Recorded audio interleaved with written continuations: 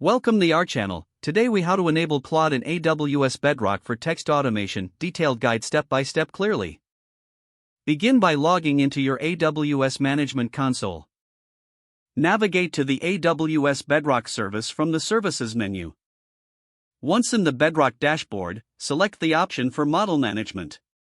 In the Model Management section, look for the Claude model list. Click on the Claude model to open its details page. Review the specifications and ensuring compatibility with your requirements. Next, locate the button to enable the model for your account. Click the Enable button to initiate the setup process. After enabling the model, confirm any permissions required for access. You will now need to set up an IAM policy for secure access. Create a new IAM policy in the IAM Management Console.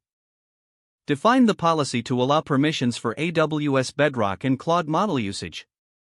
Attach the newly created policy to the IAM role associated with your AWS account. Once the policy is attached, return to the Bedrock dashboard. Now head to the console for launching an instance of the Claude model. Choose the configurations that suit your text automation needs. Review your selections, then click on the Launch button. After the instance is running, you can begin sending requests to the Claude model.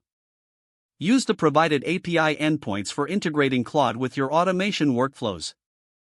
Ensure that you monitor the usage to manage costs effectively. Finally, test the setup with sample input to verify that everything is functioning correctly.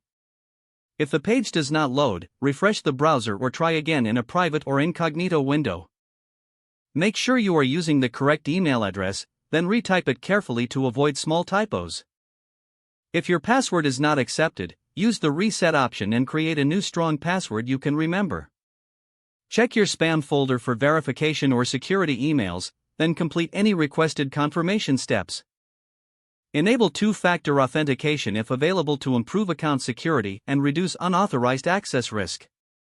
After signing in, review your profile details so your contact information and settings are accurate and current. If you see an error message, note it down and try again after restarting your device and internet connection.